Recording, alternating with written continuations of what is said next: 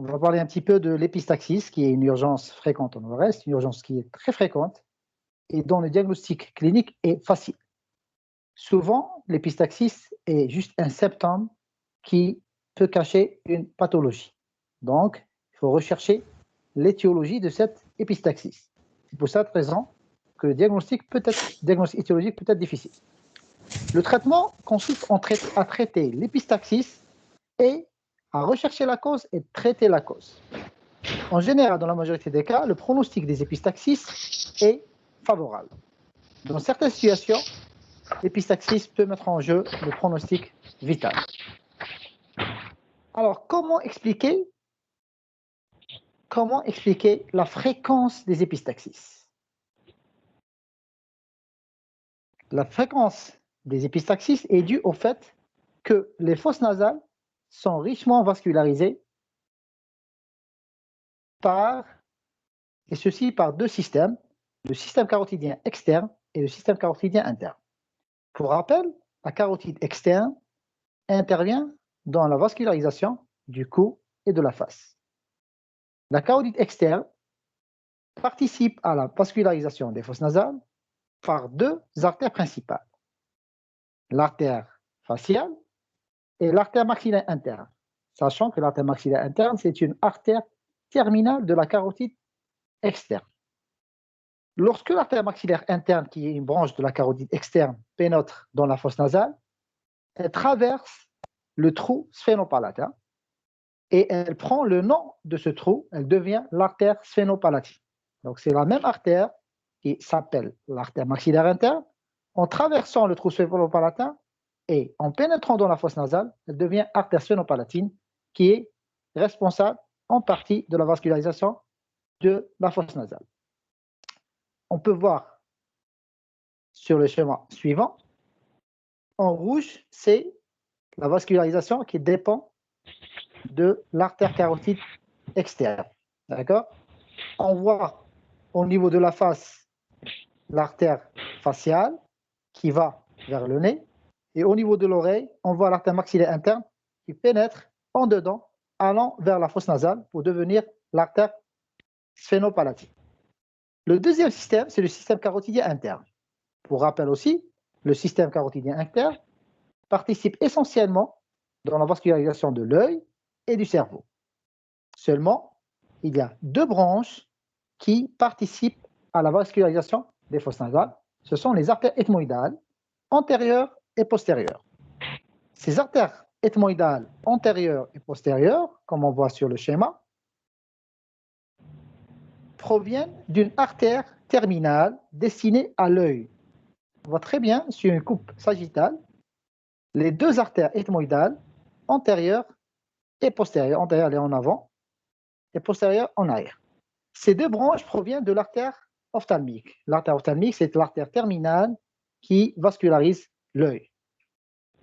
Alors, il y a deux systèmes carotidiens qui participent à la vascularisation des fosses nasales, carotidien externe et carotidien interne. Ces deux systèmes s'anastomosent à plusieurs endroits au niveau du nez. Alors, l'anastomose la plus connue, c'est l'anastomose qui est située à la partie antéro-inférieure de la cloison nasale et qui s'appelle la tache vasculaire. On peut voir ça sur le schéma.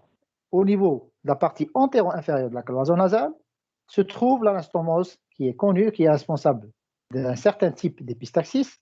C'est ce qu'on appelle la tache vasculaire de Kisselbach ou le plexus de Kisselbach. Il y a d'autres anastomoses secondaires qui sont, on a l'exemple sur le schéma de la tache de Woodruff, qui est située à la partie postéro-supérieure de la cloison nasale. La richesse de la vascularisation explique un petit peu l'importance de ces épistaxis et la fréquence de ces épistaxis. Ensuite, pour faire le diagnostic, il s'agit en général d'un patient qui vient consulter pour un saignement. Ce saignement, il faut préciser le caractère de ce saignement. Est-ce que c'est un saignement qui intéresse une seule fosse nasale ou les deux fosses nasales? Est-ce qu'il est unilatéral ou bilatéral? est-ce qu'il s'extériorise à travers la narine, et dans ce cas, l'épistaxis, elle est antérieure, ou il s'extériorise en arrière, on ne le voit pas, à travers la couenne. Il faut un examen à la baisse-langue pour voir le saignement postérieur, l'épistaxis postérieur. Et surtout, en précisant les caractéristiques de l'épistaxis, il faut voir est-ce que cette épistaxis a des retentissements sur l'état général ou non. Après avoir précisé les caractéristiques de l'épistaxis, il faut faire un interrogatoire minutieux où on va préciser l'âge du patient, son sexe, la profession du patient, et on insiste sur la profession du menuisier ou les travailleurs de bois. Alors, pourquoi on insiste sur la profession travailleur de bois? Parce que la profession de menuisier peut être responsable d'un certain type de carcinome qui se développe au niveau de l'ethmoïde, ce qu'on appelle l'adénocarcinome de l'ethmoïde. C'est une maladie professionnelle, c'est un cancer adénocarcinome, c'est un type de cancer qui se développe au niveau de l'ethmoïde et qui peut être responsable d'épistaxis. Il faut préciser les antécédents hémorragiques du patient, les antécédents généraux. Est-ce qu'il y a notion de prise de médicaments, essentiellement les anticoagulants, type aspirine, Syntrone, etc. Et y a-t-il ou pas la notion de traumatisme crânien ou de traumatisme facial? Un autre caractère à préciser, c'est les circonstances d'apparition de l'épistaxis. On comprend très bien l'apparition de l'épistaxis suite à un traumatisme au niveau de la face, mais l'épistaxis peut apparaître spontanément sans cause apparente. Le mode évolutif est aussi important à préciser. Comment évolue dans le temps l'épistaxis? Est-ce que c'est une épistaxis d'apparition récente? Est-ce qu'elle est ancienne? Et comment elle évolue dans le temps? Est-ce qu'elle est récidivante ou pas? Enfin, il faut préciser, bien sûr, l'abondance de l'épistaxis qui peut être minime, modérée ou intense et sans retentissement sur l'état général, ainsi que les signes associés à l'épistaxis. Les signes associés peuvent nous orienter vers une étiologie précise. Dans ce cas, c'est important de préciser quels sont les signes qui sont associés à l'épistaxis pour pouvoir penser ou évoquer certains diagnostics étiologiques. L'examen clinique devant un patient qui consulte pour une épistaxis, en général, l'épistaxis c'est une consultation dans le cadre de l'urgence. Parfois, on reçoit des patients pour des épistaxis qui ont apparu récemment, puis disparu, et le patient vient consulter après la disparition des épistaxis. Mais c'est rare. Souvent, c'est dans le cadre des urgences. Alors, on commence par un examen général.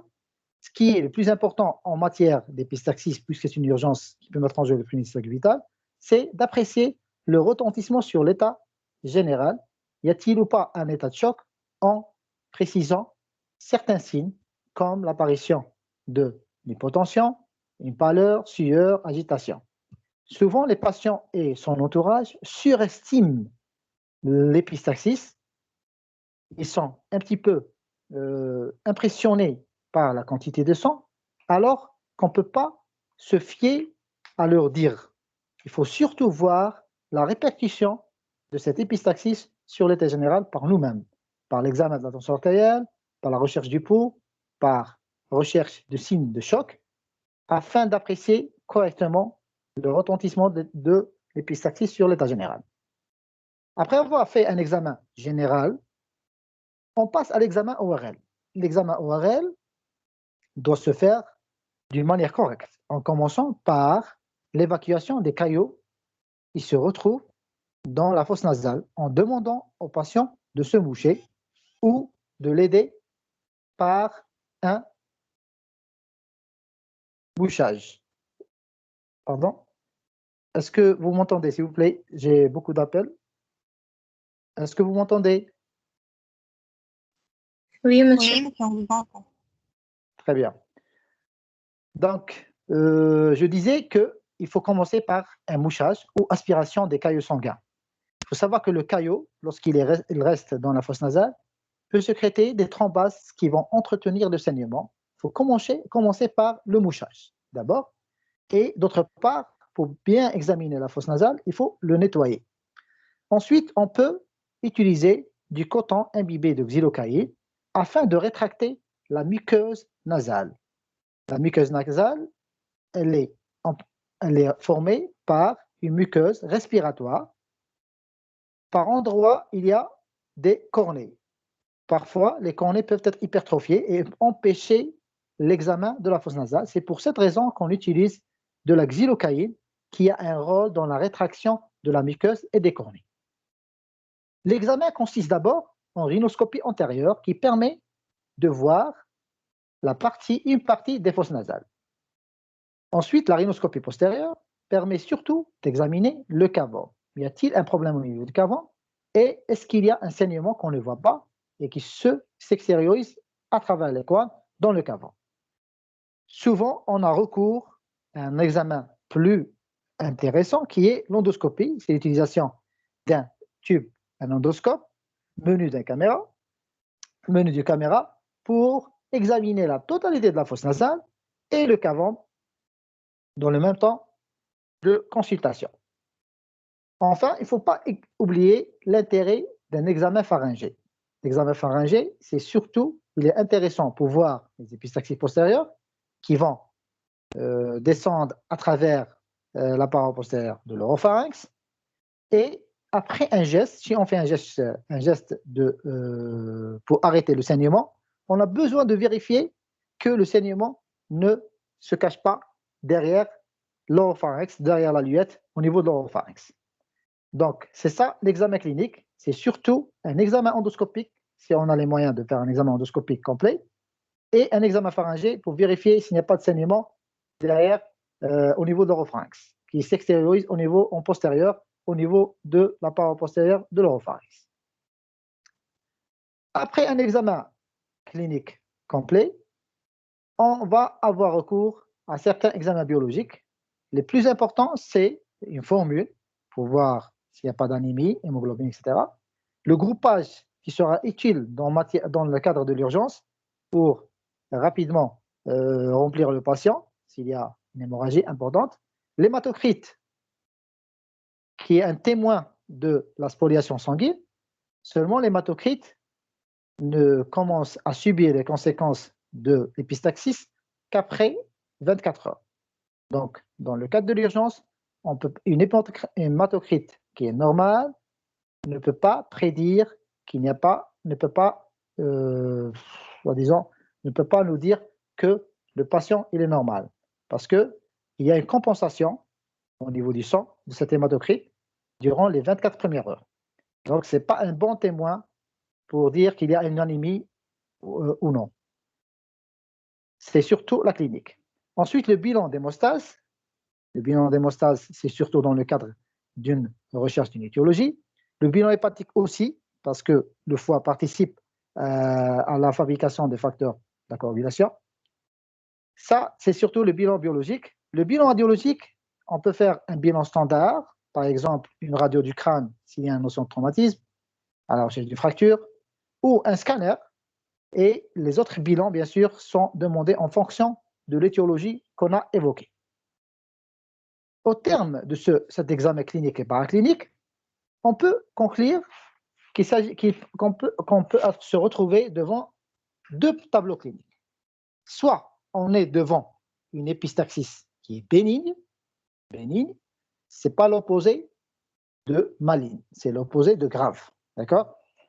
Soit c'est une épistaxis bénigne, heureusement c'est la plus fréquente, souvent c'est un saignement qui est minime et qui s'arrête spontanément, ou une simple pression ou compression du nez. Et dans ce cas-là, dans les épistaxis bénignes, il n'y a pas d'altération de l'état général. L'état général du patient est bon. Le deuxième tableau clinique est celui d'une épistaxis grave. Épistaxis grave, lorsque le saignement est important, ou c'est un saignement qui est répété et qui va donner une altération de l'état général, voire un état de choc. Le diagnostic différentiel, il faut éliminer tout ce qui n'est pas épistaxis. Il faut éliminer l'hémoptysie, qui est un saignement qui provient des branches, du poumon lors d'un effort de toux. Et là, souvent, le sang extériorisé, souvent, il sort par la bouche, parfois par le nez, et il est caractéristique, il contient des bulles d'air, il est spumeux. L'autre diagnostic différentiel, c'est l'hématémèse, c'est le saignement lors d'un effort de vomissement. Le diagnostic différentiel est facile, seulement le cas le plus difficile est celui d'épistaxis, qui est défini, puis vomi. Souvent, dans le cas de la réanimation, les patients hospitalisés dans la réanimation peuvent avoir des saignements postérieurs qui passent inaperçus. Ces saignements postérieurs, on ne les voit pas, le patient va les déglutir, ensuite il va vomir un saignement. C'est la seule difficulté en matière de diagnostic différentiel. Dans certaines situations, on a recours à une oesophagoscopie, un examen gastrologique, d'oesophagoscopie, pour éliminer un problème gastrique responsable de ces vomissements de sang déglutis. Quelles sont les causes des épistaxis? Alors, les causes, on peut très bien connaître certaines causes des épistaxis. Alors, pour schématiser, il y a les épistaxis de cause locale. On peut citer l'épistaxis infectieuse et inflammatoire. C'est le cas des rhinosinusites, de corps étrangers, d'ulcères ou de perforation de la cloison. Comme expliqué, bien sûr, l'épistaxis dans le cadre de rhinosinusites ou corps étranger, c'est le fait d'avoir une infection et un écoulement nasal qui irrite la muqueuse nasale. Ça peut être responsable de saignement, mais bien sûr, chaque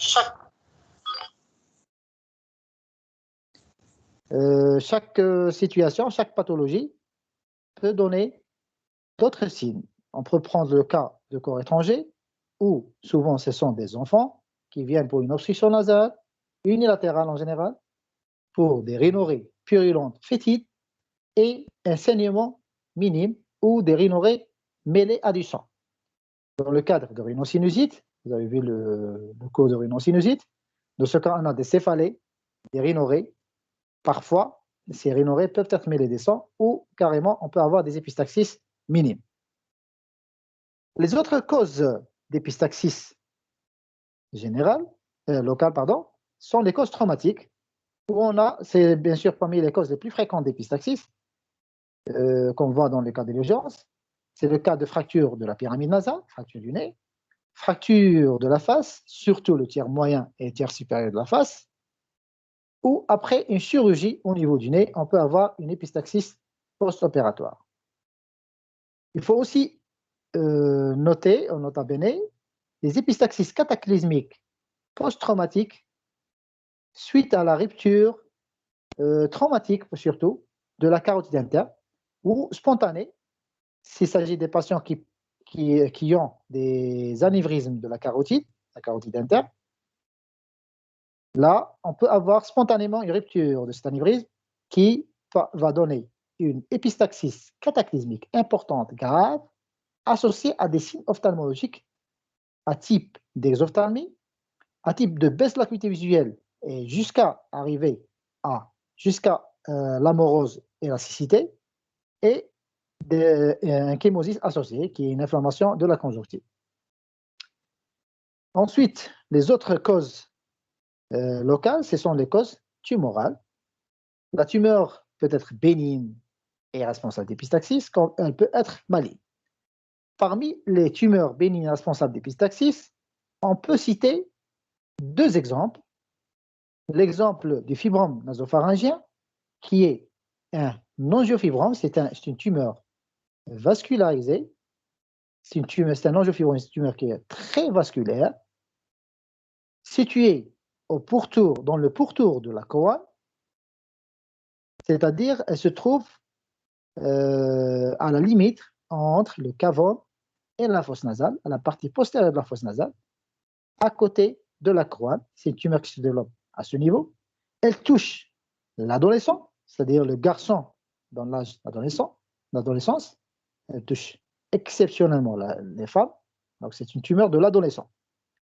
Cette tumeur, devant cette tumeur, si on voit une tumeur qui est vascularisée, à l'examen clinique, à l'examen endoscopique, à la rhinoscopie, il ne faut jamais toucher cette tumeur. Il ne faut surtout pas la biopsier. Il faut d'abord compléter par des examens complémentaires qui vont confirmer le diagnostic, à savoir un scanner avec injection de produits de contraste, qu'on voit sur le schéma d'à droite. Ce scanner va nous montrer la prise de contraste. On voit très bien que la tumeur, elle se rehausse, c'est-à-dire elle est plus opaque après injection. Donc, c'est une tumeur vasculaire. On peut faire une artériographie qui va nous montrer la densité vasculaire au niveau de cette tumeur. C'est le schéma qu'on voit à gauche, en bas et à gauche. L'artériographie a un double rôle. D'abord, elle va nous montrer la richesse de la vascularisation de cette tumeur. Et deuxièmement, cette artériographie peut préparer à une embolisation, c'est-à-dire si on envisage une chirurgie du fibrome nasopharyngien, on fait une artériographie, on montre le vaisseau nourricier de cette masse et on fait une embolisation. Comme vous le savez, l'embolisation, c'est l'injection d'un équivalent d'un embole, c'est-à-dire on va faire un obstacle à la partie dans la lumière, un obstacle dans la lumière de ce vaisseau qui vascularise la masse. Bien sûr, après avoir fait une embolisation, le traitement consiste en une exérèse chirurgicale. Maintenant, on n'est plus rassuré après une embolisation, on a dévascularisé la masse, et comme ça, il y a moins d'hémorragie opératoire. Le deuxième cas de figure de tumeur bénigne responsable de saignement, c'est ce qu'on appelle le polype saignant de la cloison, qui est un angiofibromosis, c'est une tumeur vasculaire qui, en forme de polype, qui a la forme d'un polype, qui saigne au contact et spontanément, et qui est située au niveau de la cloison nasale. Là aussi, il faut un traitement chirurgical, mais sans embolisation. Les autres causes de tumorat, ce sont les tumeurs malignes. Les tumeurs malignes responsables d'épistaxis, le plus fréquent, ou la tumeur la plus fréquente, ou le cancer le plus fréquent qui est responsable d'épistaxis, en Algérie surtout, c'est le cancer du cavum. Ensuite, on peut avoir un cancer des fosses nasales qui peut être responsable de saignement. Et enfin, le cancer des sinus. Et là, on revient au cancer de l'ethmoïde, qui est un adénocarcinome de l'ethmoïde suite à une exposition prolongée dans le temps chronique, de façon chronique, à des matières de bois, c'est-à-dire à la poussière de bois, qui peut développer au niveau de l'ethmoïde une tumeur, un carcinome, un adénocarcinome, qui est responsable d'épistaxis. Le schéma d'en bas, sur une coupe à droite, une coupe axiale, et à gauche, une coupe coronale, c'est-à-dire frontale, on voit très bien l'occupation du cavum par une masse qui prend la totalité du cavum et des fosses nasales. Vous voyez sur les deux schémas, c'est la même image qui se répète, sachant que le cavum a des rapports avec les sinus, avec les fosses nasales, avec la base du crâne. On voit très bien l'importance de cette masse dans les deux schémas.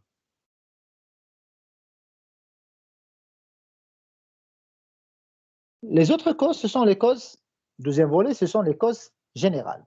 Et là, on cite les maladies infectieuses, on cite le cas de grippe, de scarlatine. N'importe qui fait une grippe peut faire une épistaxis. L'explication la plus simple, c'est que les infections peuvent donner une hyperthermie, une fièvre, qui est responsable de vasodilatation. Alors, cette vasodilatation au niveau des fosses nasales, ayant déjà des vaisseaux fragiles au niveau du nez, alors là, on peut avoir une hémorragie, c'est-à-dire un saignement à travers le nez, des épistaxis suite à ces pathologies infectieuses. Deuxième cas, ce sont les maladies métaboliques, c'est le cas de diabète et de scorbut, surtout par anomalie vasculaire, que ce soit dans le diabète ou dans le scorbut qui est un déficit en vitamine C. La vitamine C participe dans la vascularisation. Et pour cette raison, on peut avoir des saignements Le scorbut, il est connu pour les gingivorragies et aussi, bien sûr, les épistaxis. On peut avoir comme cause aussi les pathologies vasculotensionnelles, essentiellement l'hypertension artérielle. L'hypertension artérielle, surtout lorsque le patient fait des pics tensionnels, là, chaque pic peut se manifester par des épistaxis. Alors, on peut dire 2 mots sur ce cas. C'est très fréquent d'avoir des patients hypertendus, mal équilibrés, qui viennent consulter pour des épistaxis, alors que la cause, c'est le pic tensionnel que le patient vient de faire. Si on prend la tension artérielle, on a 2 situations. Soit la tension, elle est normale, ou le malade, il est hypotendu s'il a perdu beaucoup de sang, soit, le deuxième cas, la tension est toujours élevée. Alors, le traitement, consiste à traiter les pics tensionnels et à arrêter le saignement par un des gestes qu'on va voir après. L'insuffisance rénale aussi peut être responsable d'épistaxis, essentiellement parce que les patients avec insuffisance rénale ont un problème d'agrégation plaquettaire et sont souvent sous héparine, et ça peut expliquer pourquoi ils font des épistaxis. Souvent, on est appelé à la néphro pour voir des patients qui présentent des épistaxis. Ensuite, on peut avoir un trouble ou des troubles de la crasse sanguine qui peut donner, bien sûr, des épistaxis, soit suite à une insuffisance hépatique, sachant que le foie donne des facteurs de la coagulation, PPSB. Les hémopathies peuvent être responsables d'épistaxis, des hémophilies A ou B, thrombopathie, maladie de Villepinte, etc., etc., et la prise de traitement anticoagulant. Si le patient n'est pas bien contrôlé sous anticoagulant, il peut présenter des épistaxis. Il y a une autre cause générale, c'est la maladie de Rondy-Osler. La maladie de Rondy-Osler, c'est quoi? C'est une maladie familiale de transmission autosomique dominante. Elle est caractérisée par la présence, cliniquement, d'angiomes stellaires ou de téléangiectasie au niveau des muqueuses, c'est-à-dire au niveau de la cavité buccale, au niveau de la cavité nasale, c'est-à-dire fosse nasale. On peut avoir aussi ces angiomes au niveau de la peau. On peut retrouver même des angiomes au niveau des viscères, au niveau du foie, au niveau de la rate. Alors, ces angiomes sont dus, la présence de ces angiomes est due à des anomalies des parois des vaisseaux chez ces patients qui ont une maladie de Rondy-Osler. C'est des vaisseaux qui manquent de fibres élastiques et de fibres musculaires. Donc, il y a beaucoup de téléangiectasie. Le problème, c'est des patients qui vont se manifester ou se présenter pour des épistaxies, des gingivorragies. Ça peut apparaître à un âge précoce, dans l'enfance. Ça peut être aussi à l'âge plus ou moins adulte, à l'âge de 20 ans jusqu'à 40 ans. On peut avoir l'apparition de ces téléangiectasies ou des angiomes stellaires. Le traitement, il est souvent décevant. On n'arrive pas à arrêter le saignement. Si c'est un saignement nasal, on utilise en général des mèches résorbables pour arrêter le saignement, laisser en place, bien sûr, jusqu'à disparition, jusqu'à résorption de ces mèches qui sont résorbables. Ensuite, après avoir fait le tour des causes, que ce soit locales ou générales, des épistaxis, on peut citer un cas particulier est celui de l'épistaxis essentielle. L'épistaxis essentielle, encore appelée l'épistaxis idiopathique, c'est une épistaxis où on ne trouve pas de cause. C'est le cas que vous connaissez tous, c'est un enfant qui fait des épistaxis depuis son jeune âge. C'est des épistaxis à répétition qui surviennent suite à des facteurs favorisants. C'est un enfant qui, suite à une exposition au soleil, suite à une lésion de grattage, un éternuement, suite à un petit traumatisme du grattage du nez ou un petit traumatisme nasal, il peut donner des épistaxis qui sont des épistaxis à répétition. Ces épistaxis sont bénignes, ne donnent pas de retentissement sur l'état général. Ils sont inquiétants essentiellement par leur répétition, mais ils sont très bien supportés parce que ce sont de petits saignements. Alors, on ne peut pas dire que l'épistaxis est essentielle ou idiopathique si on n'a pas éliminé toutes les autres causes. C'est un diagnostic d'élimination. Si on n'a aucune cause, il s'agit d'épistaxis essentielle. Souvent, l'épistaxis essentielle ou idiopathique, elle a un rapport avec la tache vasculaire. On a déjà parlé de l'anastomose de Kisselbach ou la tache de Kisselbach, ce qu'on appelle la tache vasculaire de Kisselbach, qui est située à la partie antéro-inférieure de la cloison nasale, c'est-à-dire un examen à la rhinoscopie antérieure en utilisant un spéculum nasal et une source de lumière. On peut trouver cette tache vasculaire. La tache vasculaire en elle-même, ce n'est pas une maladie, mais souvent on va retrouver une ectasie, une dilatation des vaisseaux à cet endroit. Une dilatation des vaisseaux, cette ectasie, ça veut témoigner de la fragilité de ces petits vaisseaux qui peuvent saigner au moindre facteur favorisant qu'on vient de citer. Dans l'épistaxie essentielle rentrent aussi les épistaxis qu'on voit au cours de la puberté et au cours de la grossesse. L'épistaxis peut apparaître chez des femmes normaux auparavant. Au cours de la grossesse, on peut avoir dans tous les trimestres, premier trimestre, deuxième, troisième trimestre, on peut avoir des épistaxis liés à la grossesse. L'explication, peut-être, il n'y a pas vraiment une explication.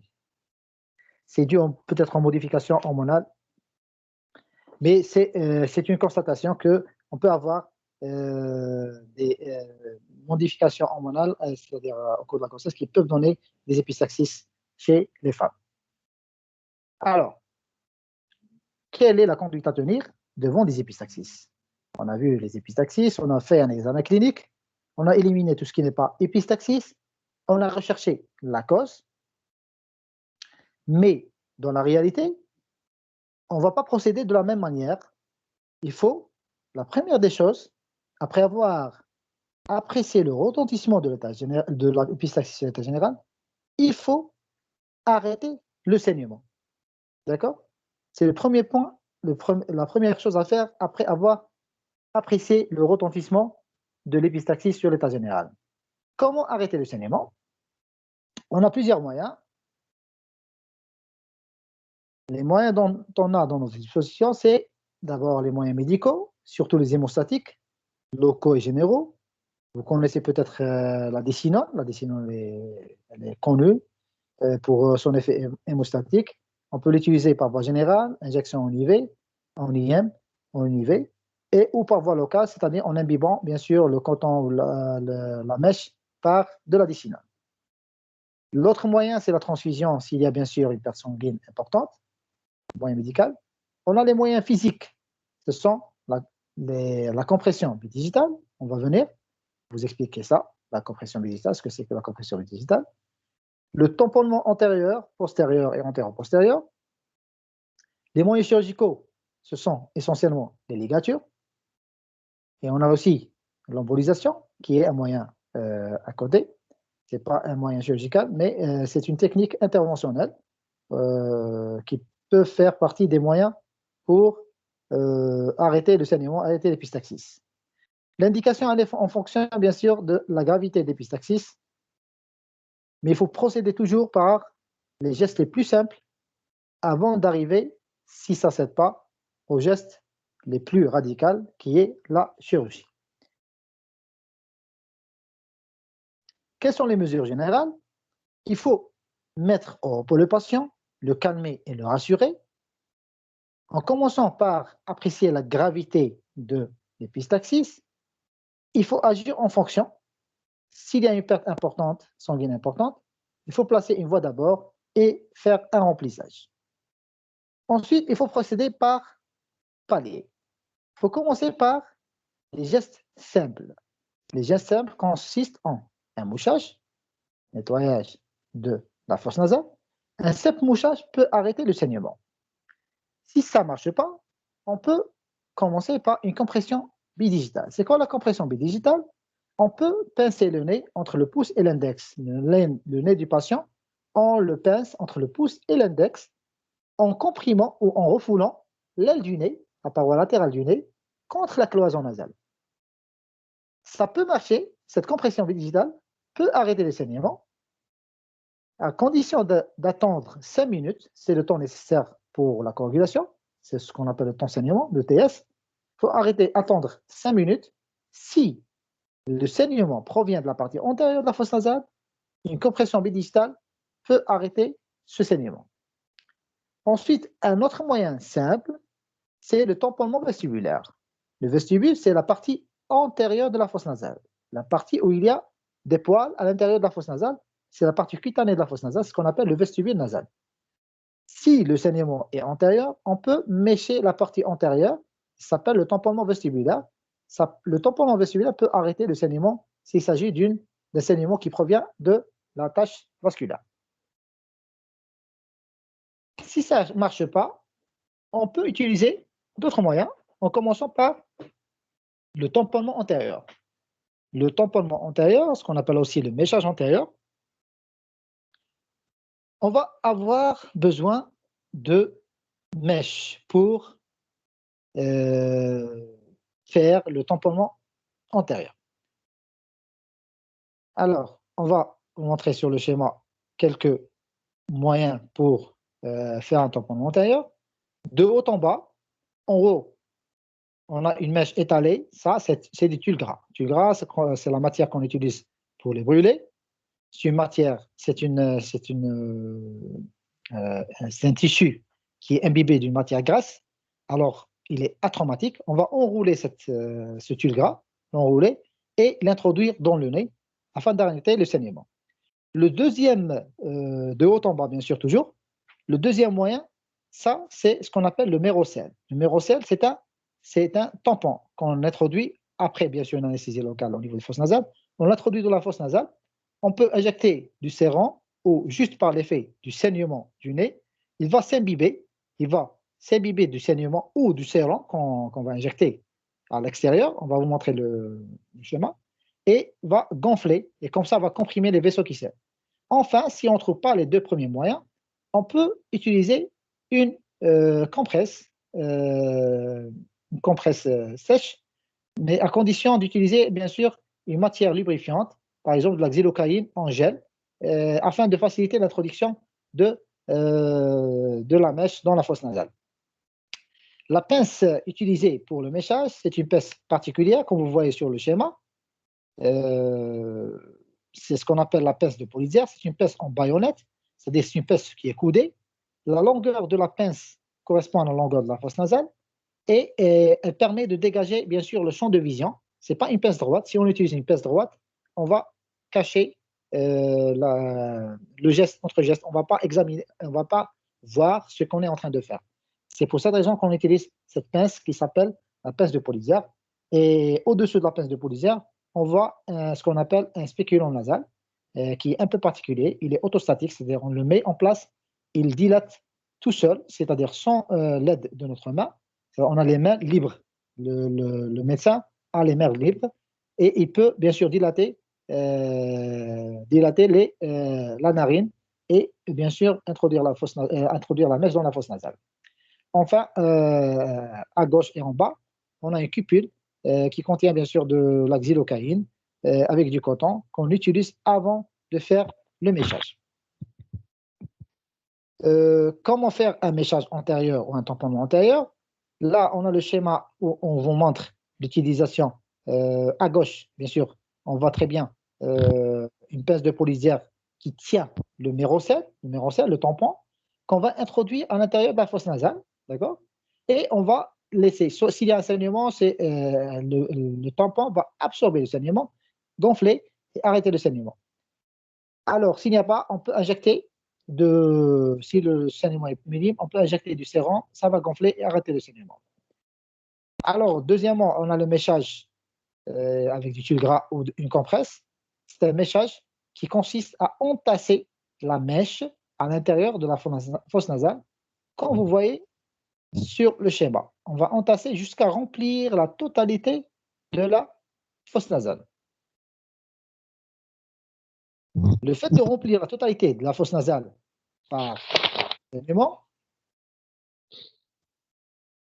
le fait de remplir la fosse nasale par la mèche, ça va arrêter le saignement. Il y a un effet de compression sur les vaisseaux des parois des fosses nasales.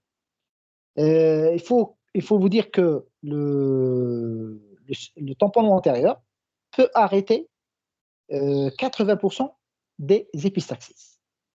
Et parfois, si ça marche, il faut mettre en question la méthode par laquelle on a fait le méchage. C'est-à-dire, il faut peut-être penser que le méchage, il est mal fait. Dans certaines conditions d'urgence, le patient ne vous laisse pas faire le méchage, il panique, etc. Donc, on ne va pas faire correctement le méchage. Il faut refaire le méchage antérieur, parce que dans 80% des cas, on peut obtenir une sédation du saignement, un arrêt du saignement suite à un méchage antérieur. Donc, le méchage antérieur est intéressant. Alors, si le méchage antérieur ne marche pas, on ne peut pas arrêter le saignement par un méchage antérieur ou un tamponnement antérieur. Là, il faut faire un méchage postérieur. Souvent, le méchage postérieur, il est associé au méchage antérieur. Comment faire un méchage postérieur? Il y a un schéma qui montre un petit peu comment faire un méchage postérieur. On a besoin d'une sonde souple, comme une sonde d'aspiration, qu'on va introduire dans la fosse nasale. On va la retirer derrière la luette, la ramener vers les dents, c'est-à-dire vers l'extérieur. On va relier le tampon, la compresse qu'on a préparée pour mécher, tamponnement postérieur. Pour vous rappeler, c'est quoi? C'est un méchage du cavum. C'est un méchage qui intéresse le cavum. Donc, on va relier le bout de la sonde d'aspiration, on va le relier à une compresse. Cette compresse, on va l'introduire, on va tirer, bien sûr, l'autre bout, qui est au niveau de la fosse nasale, on va le tirer pour ramener la sonde à l'intérieur du cavum, en poussant, bien sûr, avec le doigt, la compresse jusqu'à l'installer derrière le cavum. Vous avez peut-être imaginé que ça se fait sous anesthésie locale. Non, ou sans anesthésie, ça, c'est pas possible. C'est un geste qui est douloureux. Chez nous, dans notre pratique quotidienne, on le fait sous prémédication ou sous anesthésie générale. C'est un geste qui se fait sous prémédication, sous anesthésie générale. Alors, en plaçant, bien sûr, en tirant le bout qui est au niveau du nez, de la sonde, on va tirer la compresse qu'on va pousser avec le doigt jusqu'à l'installer au niveau du cavum. Bien sûr, il y a un fil de rappel. Il y a deux fils de rappel dans la compresse, un fil qui va sortir par le nez et le deuxième fil qui va sortir par la cavité buccale. On va relier les deux fils, les deux bouts de fil. J'espère que vous m'avez compris. Alors, je vais essayer de répéter pour simplifier. Alors, on va utiliser une sonde d'aspiration qu'on va introduire dans la fosse nasale. On va la récupérer derrière la luette. On va la récupérer dans la cavité, dans l'oropharynx. On va la ramener à l'extérieur. Le bout distal, on va le ramener à l'extérieur. Alors, on a une compresse avec deux fils. Cette compresse, bien sûr, en forme de boule, elle a deux fils. On va relier un fil au bout de la sonde. D'accord? On va retirer la sonde au niveau du bout qui est au niveau du nez. On va retirer la sonde, on va la ramener tout en poussant avec le doigt. On va pousser la compresse jusqu'à qu'elle s'installe au niveau du cavum. Là, on a un bout du fil, le fil qui sort à travers le nez. Le deuxième bout, il est dans la cavité buccale. On va relier les deux bouts pour avoir un montage stable, pour avoir un méchage qui est stable, pour ne pas que la mèche tombe dans l'oropharynx. Ça, c'est un deuxième moyen. Souvent, bien sûr, le méchage antérieur, il est souvent associé au méchage, il est toujours associé au méchage antérieur. Tamponnement antérieur, tamponnement postérieur, en même temps. D'accord? Qu'est-ce qu'il faut dire aussi? Il faut savoir que le méchage, c'est un corps étranger, donc il y a risque de surinfection. C'est pour cette raison qu'on donne un traitement à base d'antibiotiques toute la période du méchage. Un méchage antérieur, en général, il est laissé en place pendant 48 heures. Le déméchage, c'est-à-dire l'ablation de la mèche, se fait le 3e jour, le matin, Pourquoi le matin? Parce que le matin, comme ça, on a un recul, on a du temps pour surveiller le patient. S'il recèle, on peut faire un geste juste après. Parfois, un tamponnement postérieur, tamponnement antérieur ne marche pas. Dans ce cas, on a recours à des moyens plus radicaux. Sinon, on peut revenir en arrière un petit peu pour vous montrer un autre moyen qu'un médecin généraliste peut utiliser. C'est une sonde à double ballonnet. Le ballonnet du milieu, c'est bien sûr, à l'état normal, il est dégonflé. Bien sûr, il sert euh, à comprimer la fosse nasale. Et le ballonnet à gauche, il sert bien sûr de méchage postérieur, c'est-à-dire c'est un ballon qui va comprimer le cavum. C'est un montage qui est très utile dans le cadre de l'urgence et qu'un médecin généraliste peut utiliser, bien sûr, juste en gonflant bien sûr les deux ballonnets. Une remarque, bien sûr, il ne faut pas laisser une sonde à ballonnet ou à double ballonnet plus de 6 heures parce qu'elle peut être source d'ischémie. Le ballonnet peut nécroser la muqueuse nasale et la muqueuse du cavum parce qu'il y a une compression qui est importante par effet du ballonnet. Enfin, si ça ne marche pas, le tamponnement postérieur et le tamponnement antérieur ne marchent pas, on peut avoir recours soit à la chirurgie, soit à l'embolisation en fonction de ce qu'on a comme moyen. L'embolisation, pour faire l'embolisation, il faut avoir un centre de radiologie spécialisé dans l'embolisation. C'est une technique qui a besoin d'abord d'une artériographie. Ça commence toujours par une artériographie pour voir les différents vaisseaux qui sont responsables du saignement. Ensuite, on va faire un cathétérisme à travers l'artère fémorale et on va utiliser des matières, des microparticules pour créer un obstacle qu'on va injecter au niveau de ces artères. Concernant l'embolisation se fait essentiellement pour les artères branches de l'artère carotide externe. Pourquoi? Parce que les artères branches de la carotide interne, à savoir les artères ethmoïdales antérieures et postérieures, c'est des artères qui sont d'abord, ils proviennent de la carotide interne. La carotide interne, c'est une carotide qui vascularise le cerveau et l'œil. Donc, on peut avoir un AVC ou une cécité. Deuxièmement, les deux artères ethmoïdales antérieures et postérieures, comme on a dit dans le rappel, proviennent de l'artère ophtalmique, c'est-à-dire l'artère qui vascularise l'œil. Donc, le fait de tenter une embolisation des artères ethmoïdales antérieures et postérieures peut donner bien sûr une cécité. Accidentellement, c'est pour cette raison, l'embolisation de ces artères, elle ne trouve pas d'indication, elle est contre-indiquée. D'accord? Enfin, on peut avoir un traitement chirurgical comme solution, c'est la chirurgie de ligature. La chirurgie de ligature, on peut ligaturer carrément la carotide externe, sans problème.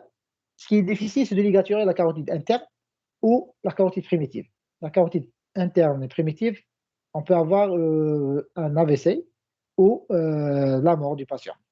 C'est pour ça on ne fait pas de ligature de ces deux carotides internes ou primitives. Par contre, on peut faire la ligature de la carotide externe. Parce qu'il y a une suppléance du côté contralatéral. Il y a d'autres vaisseaux qui peuvent assurer la vascularisation du cou et de la face. On peut ligaturer les deux artères ethmoïdales. Bien sûr, en passant par l'angle interne de l'œil, il y a une chirurgie qui se fait à travers l'angle interne de l'œil, en incisant, en recherchant les artères ethmoïdales. On peut facilement ligaturer les artères ethmoïdales antérieures et postérieures. Enfin, il nous reste la ligature de l'artère sphénopalatine. On peut très bien ligaturer l'artère maxillaire interne par voie externe. La ligature de l'artère sphénopalatine, la ligature se fait par voie endoscopique. C'est une chirurgie endoscopique. On rentre dans la fosse nasale par un endoscope. On repère l'artère sphénopalatine et on utilise la coagulation bipolaire.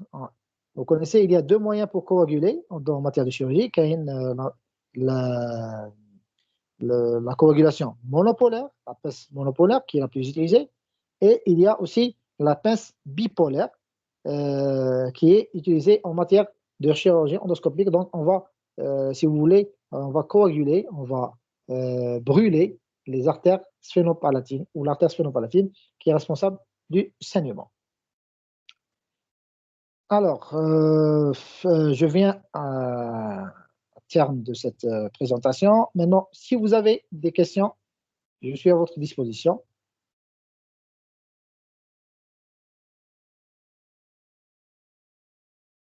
Vous avez des questions?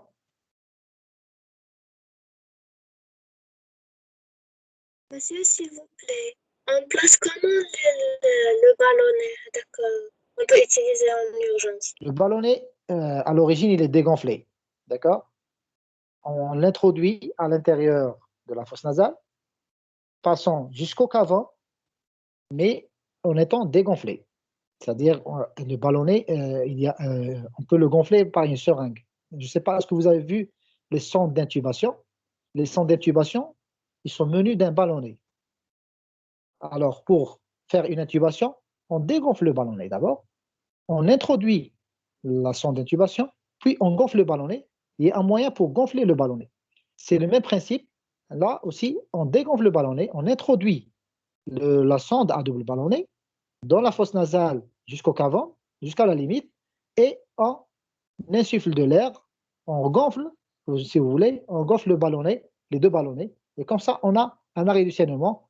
Ça peut s'utiliser dans des situations où on n'a pas de médecin ORL à côté. Ça peut arrêter le saignement et sauver une vie, en attendant, bien sûr, que le patient arrive à une structure adaptée pour faire, bien sûr, un méchage antérieur et postérieur.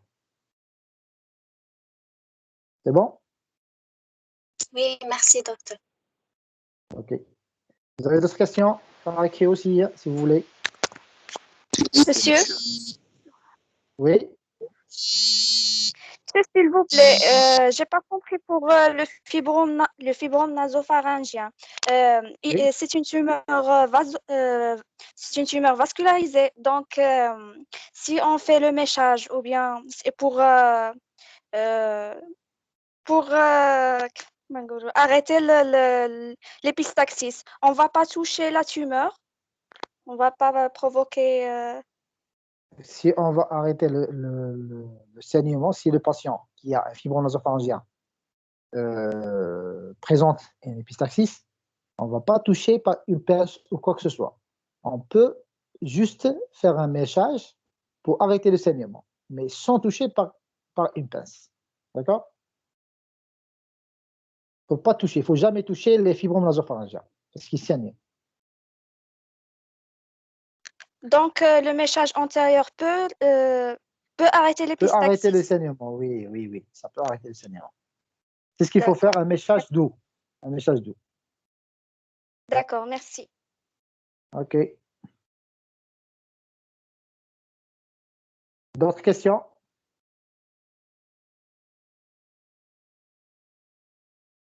Docteur, s'il vous plaît. Oui. Pour le méchage postérieur, il va rester en place pendant combien de temps? On peut le laisser de 3 jours jusqu'à 5 jours. Le méchage postérieur, on peut le laisser jusqu'à 5 jours. Bien sûr, le méchage postérieur témoigne que l'épistaxis, elle est grave. D'accord? C'est pour ça qu'on le laisse plus longtemps. Il faut bien sûr l'enlever après le 5e jour, tout en laissant le patient sous antibiotiques, bien sûr. Et au 5e jour, il faut essayer de trouver qu'est-ce qui saigne, c'est-à-dire quelle est la cause et traiter cette cause. D'accord?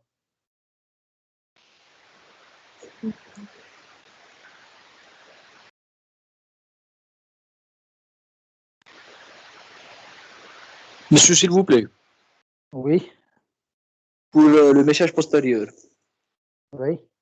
vous venez de dire qu'on peut laisser pour le 3 à 5 jours, mais si le saignement il est très important, c'est-à-dire est-ce qu'à un certain moment, la compresseuse va être dépassée, ça va suer, et c'est comme si on n'a rien fait. Dans ce cas, ça n'a pas marché. Si le saignement, parce que l'effet du tamponnement postérieur, il faut qu'il arrête le saignement. S'il n'arrête pas le saignement, c'est-à-dire que ça n'a pas marché, il faut passer au moyen plus radical, si on veut dire. C'est-à-dire qu'il faut passer à la chirurgie ou à l'embolisation. D'accord? Mais avant de tenter, c'est-à-dire il faut juger de la possible, c'est-à-dire de l'éventuelle efficacité de cette technique. C'est-à-dire, si on juge toujours. Si on fait que l'on fasse un méchage antérieur ou postérieur, il faut toujours juger est-ce que ça a marché ou pas. Comment juger? Il faut voir est-ce qu'il y a du sang qui sort par la narine ou du sang qui sort par la cavité buccale, c'est-à-dire au niveau de l'oropharynx. S'il y a un sang, ça veut dire que ça n'a pas marché. Il faut trouver une autre solution pour arrêter le saignement. D'accord? Oui, c'est bon, merci. Ok.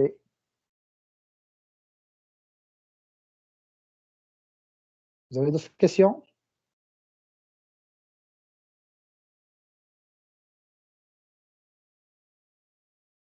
Monsieur, Vous s'il pouvez vous poser plaît, des questions par écrit. Oui, est-ce que l'antibioprophylaxie est obligatoire pour le méchage antérieur?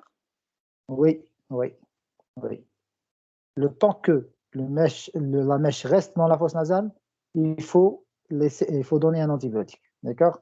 En général, c'est 48 heures. Il faut donner un antibiotique pendant 48 heures. Un antibiotique à large spectre. On utilise souvent l'amoxicilline. Ça suffit largement pour éviter une surinfection. D'accord? Merci.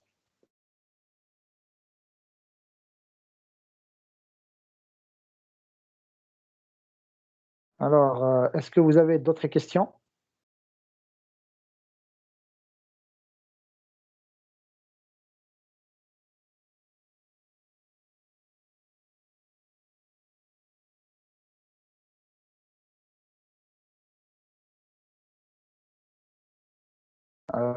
Si vous avez des questions par écrit, vous me les laissez sur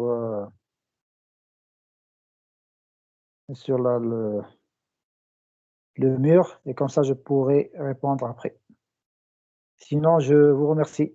Je ne sais pas, ce qui a commencé l'enregistrement, vous pouvez arrêter s'il vous plaît.